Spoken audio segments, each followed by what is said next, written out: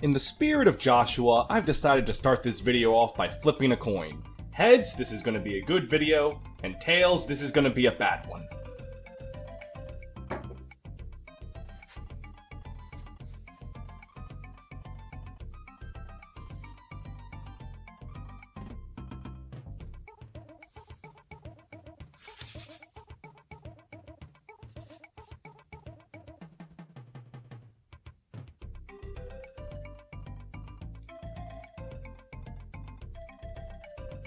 You know, I think you have to love gambling to love Fire Emblem.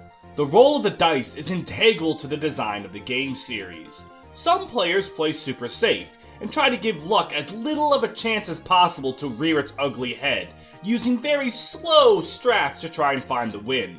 Other people say things like, fuck it, it's Caellach's time, and swing away with reckless abandon for Barst's poor life, cause hey, if he goes down, Daros is right there. So as Fire Emblem fans, when we see Joshua openly love himself those games a chance, I think it's impossible to not at least get it a little bit. We see the thrill of those slim percentages. And today, we're going to be looking at that Gamblin man and see just how much of his life was chance, and how much of it was rigged from the word go. Joshua first appears in the 5th chapter of Sacred Stones, as a mercenary hired by the bad guys. While on the clock, he decides that risking his life in the arena for 12 bucks sounds like a good idea, so he's off for a bit of blood sport. But on the way there, he runs across a beautiful young woman named Natasha, and though she immediately strikes his fancy, she's in a hurry, so she kinda just brushes right past him and keeps moving along. He's a little upset that he let a beauty like her get away, but he keeps his spirits up and visits the arena to gamble, which, to compound his bad luck, he gets his ass kicked. He must not know that the secret is to keep leaving and re-entering until you get a cheap fight against some brigand 3 levels lower than you. It works every time.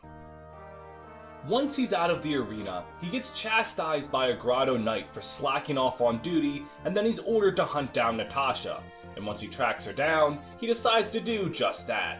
Not out of any kind of loyalty to his employer. I mean, he's a mercenary, and since Grotto's putting the food on the table, he's gonna do what they tell him to do. Natasha then tries to say her piece about the problems going on in Grotto, but Joshua really doesn't care. He's a mercenary. The politics of Grotto do not concern him in the slightest. But he's not a fan of killing pretty women. He's a final enemy who follows the church of our great Lord Roger, so he decides to gamble with Natasha, saying that if she can call his coin flip, he'll join her side. He confesses that he loves to gamble. Even when his luck's been rotten all day, he still lives for the thrill of a game of chance. Natasha's hesitant at first, given how fucking crazy he sounds, but she doesn't really have anything to lose, so she calls his coin flip and ends up calling it right, winning Joshua's alliance. Joshua's introduction stands out for a few reasons. First, the fact that he joins because of a literal coin flip is a very unique introduction. No other character's really done that. Also, his suave nature is shown off pretty well. He has a few charming lines that give him a likable first impression, and that impression makes you want to learn more about him. The only other thing I want to note about his early lines is on Chapter 7. It's the end of Erica's first little arc, and all of her units come up and give a line of support for her assault on Renval.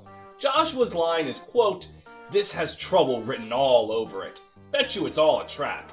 Ah well, my luck's gotta turn around sometime, right?" Which, about that.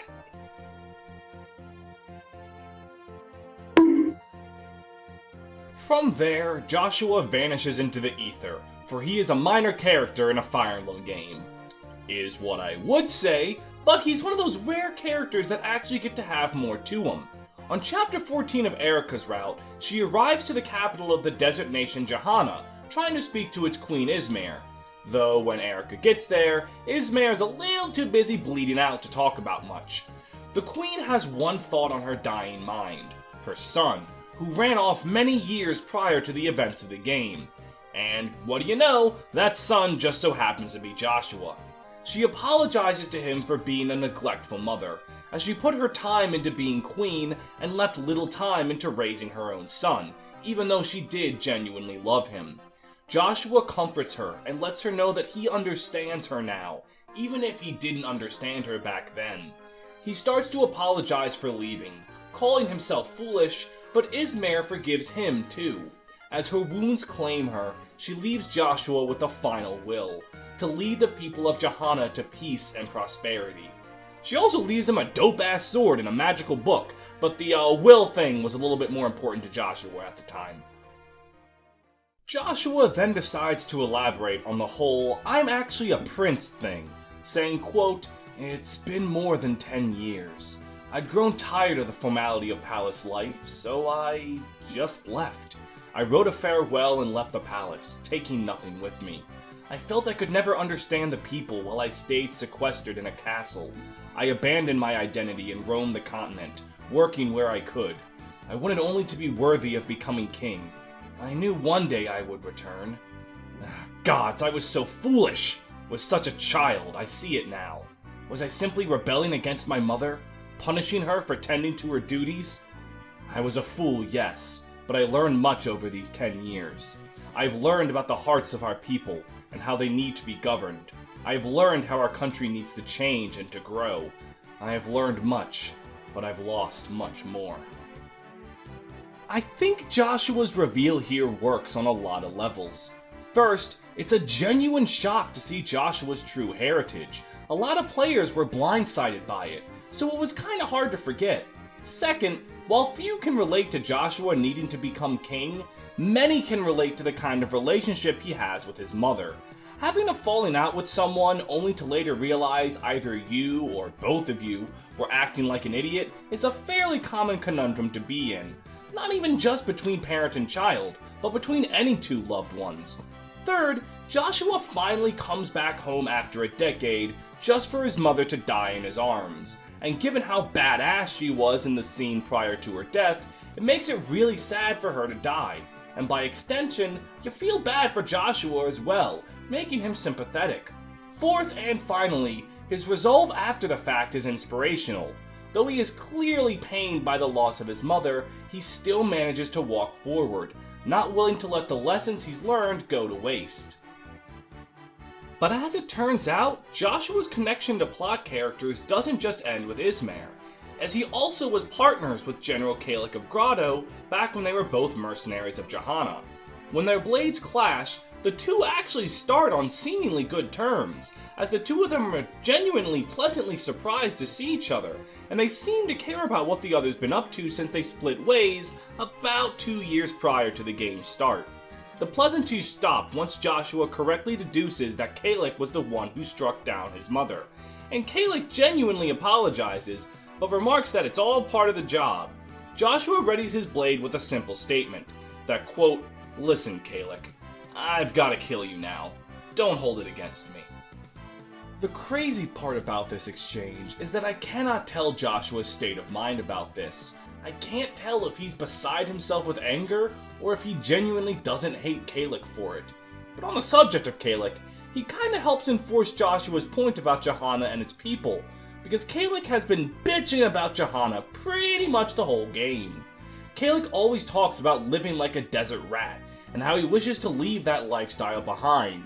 And when you remember that Joshua was by Caellach's side for a lot of his life, it helps reinforce that Johanna sucks to live in for people, which in turn helps Joshua's motive for wanting to live among the people feel a lot stronger. Okay, so we're about halfway through the video, so I want to try another coin flip. Heads, you have to subscribe to my Patreon, and tails, you have to subscribe to my Patreon. Whoa, what are the odds? Well, you lost the bet, so now you gotta give me money. But don't worry, in my unbiased professional opinion, the Patreon is very worth it. For as little as $3 a month, you can get access to benefits like early access to videos on the channel, or shoutouts in most videos. And for $7 a month, you can get access to polls to decide future character analysis videos. Right now it's a villain battle that Reinhardt seems to have an edge on, but it is a slim lead that can quickly be overtaken. My patrons include the likes of Andrew Crockett, Atomic X160, Benz Again, Don Juan, Fireman Lord, Follow Penta the North Star on Twitch, Gallade Knight, Great Riek, Green Brigand, Hell on Heelys, Despacito 2, Keegan Coleman, Kieran Morin, Lightning Bolt, Me Do a Gamer, Memi, Nevrix the Fallen Shield Guy, Ranger Man Sam, Ryan Walter, Space 1255, Steph D, Tato, Anti-Ginger, Brentendo11, Drew Hack, Kazu Foxfire, Max, Sezegi, and Tellurbop. With that done, let's get back to the video, and don't forget, you lost the bet. If you don't subscribe to the Patreon, I will hurt you. Or, more likely, just kind of forget about it. Okay, so, after that, now Joshua's story role is complete. So it's time to delve into his supports. And he has 6 of them, being Natasha, Larshel, Inez, Marissa, Garrick, and Arter. All 6 are good, and I want to start with Natasha, since it's probably his most famous support and one of the most popular ships in all of Sacred Stones. The support starts with Joshua praising Natasha for how good of a job she's doing as a healer, and Natasha responds with humility, saying she's just doing what she can. However, her problem comes when she's doing her thing. She gets so focused, she tends to not really pay attention to things around her, which is kind of a problem when enemies are trying to kill her. Joshua's nearby her though, and he manages to save her from getting attacked with arrows, leading to him offering to stick around and help protect her. After this, Joshua starts flirting with her, saying that he wants to make a bet that she'll end up falling for him. Natasha, thinking Joshua is just trying to tease her, gets flustered and leaves, though time proves that Joshua is very serious about his interest in Natasha. In a later battle, Joshua gets hit by the enemy and is saved by Natasha, who just so happened to be nearby. After getting healed, Joshua decides to put all of his chips on the table and offer Natasha another bet. He wants to bet on whether or not he can make her happy. Natasha is hesitant, but ultimately accepts his wager, and confessing that in his last bet, whether or not she'd fall for him, he was definitely the winner. I think this couple is so fondly remembered because of Joshua's charisma. Natasha is a serious woman, and such serious characters bounce off of jokers like Joshua very well, and it tends to make for enjoyable dynamics no matter what kind of relationship the two are. It also shows a serious side to the normally laid-back Joshua, so it helps flesh out his character on that end as well. The next support I want to go over is his Garrick support, where Joshua recognizes him as a famous mercenary leader, and he wishes to employ his services. Joshua obviously wants him to help lead Johanna, feeling that Garrick is a natural-born leader and could have a place in Johannan politics. But since this support can happen before the plot reveal that Joshua is a prince, Joshua has to be oddly vague about it. As the two talk, Joshua goes into his love of gambling and luck, and he says that all the skill in the world can't save someone from a bad day, and as such, he chooses to rely on his own luck. Garrick's a sharp one though, and though Garrick admits, yeah, sometimes luck is a factor, he believes that more often than not it isn't, and he notices that Joshua's training and sword skills are not born from luck, but from his own hard work and effort. That line about Joshua believing in his own luck is very important, so I want you to just put that in the back of your mind and remember it for a little later. As the support goes on, Garrick confronts Joshua about a problem. See, Joshy's been gambling with some of Garrick's men. Now that in and of itself isn't a problem, but Joshua has won so much money off of them that Garrick's become concerned. So now, he wants to gamble with Joshua to get his men's money back, and Joshua agrees, challenging Garrick to a coin flip that Garrick calls wrong. However, Garrick is still demanding his men's money back, as he caught Joshua cheating by using some sleight of hand tricks to rig the coin toss. Joshua concedes and gives Garrick the money, admitting that he's been outmanned in gambling. He ends the support chain by making a final wager, that after the war, he and Garrick will spar, and if Joshua wins, Garrick will work for him, and Garrick agrees. The support does a good job exploring the character and personality of both Joshua and Garrick, and helps explore a bit of their backstories to boot, resulting in a support chain that makes both of them feel more fleshed out as a result. His support with Arter has him doing, what else? Gambling. He wants to spar with Arter. As a swordsman, Joshua struggles against magic users, so he figures Arter could help him train. Arter doesn't want to, but Joshua manages to bully him into accepting a coin flick gamble, because Arter is, you very unfortunately for Arthur, very easy to bully. Arthur loses, and thus is forced to train with Joshua, and though the training yields good results for Joshua, Arthur is drained by it. But Joshua gambles with him and wins again, and Arthur fears he might drop dead from the exhaustion. But to his surprise, with the victory gamble, Joshua makes Arthur rest, showing that Joshua is a compassionate man underneath all of his sass and gambling. The last support has Arthur and Joshua progress in their friendship enough to have Arthur just offer to train Joshua willingly. No more gambling required. Arthur remarks that this is easier than losing a bet to him anyway, as in coin flips, Arthur has 2 wins next to 19 losses. That statement has Joshua make a confession. Surprise, surprise, he was cheating the entire time. Which makes sense. 2 wins to 18 losses, I could believe is in the realm of possibility. But 2 to 19? That is just outrageous. Arthur is, understandably speechless, but the two ultimately look at it as a no harm, no foul kind of situation, and their training continues. The support works similar to the Natasha one, where Joshua is given a very serious person for his laid-back attitude to bounce off of, and it works just as likably here as it did there. I'll only briefly go over his Inez and Larchelle supports, since they're kind of a similar concept. Joshua challenges them to his classic coin flip gamble, and he cheats his way through them. With Inez, the prince is too stubborn to quit, and loses so much money to Joshua, that Joshua actually feels bad about it and tries to give him his money back. Seeing Inez get played that hard that even Joshua has to step in is pretty funny, but Larchelle's outcome is even funnier. Despite cheating, Joshua is somehow still losing. Joshua is literally rigging the game, and Larchelle is winning all of his money. This gets Joshua so flustered and so angry that he literally just runs away from a still gloating Larchelle. It's the only time in the entire game that he loses his cool guy attitude, and it is so funny to see him break. These supports don't show off any deep character moments, but they do their job as light-hearted comedic supports very well. Now, with those supports in mind, I want to bring back the idea that Joshua believes in his own luck, and I want you to think about what he does when he gambles. He cheats. Literally every time he's gambling in the game, he is cheating to rig the odds into his favor.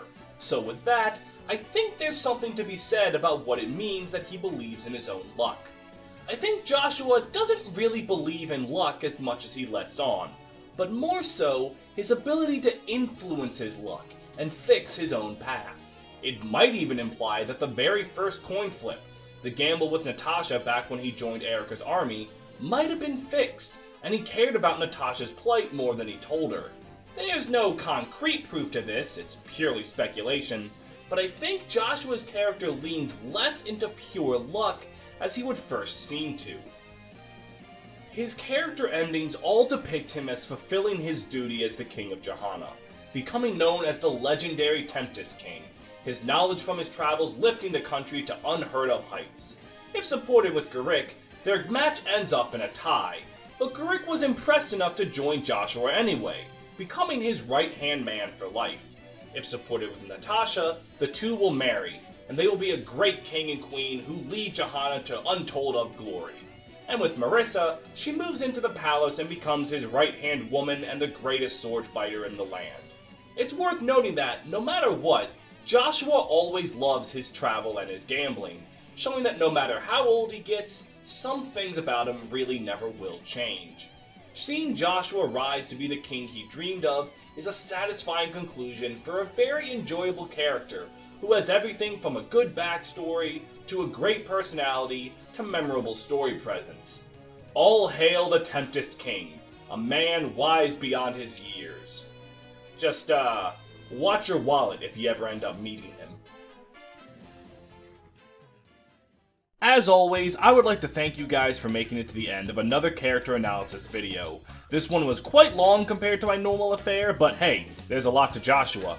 As always, I'd like to thank the Green Brigand for his help, proofreading the script, and just all in all being around to talk about ideas with. Shout out to you, buddy, you're a cool guy. As always, if you enjoyed the video, please Like the video, comment on the video, subscribe to the channel, ring the bell for notifications, sign up for the Patreon or the Discord, and watch me kill Bowser with a mystery. Come on, baby. Thunder Rage kills him.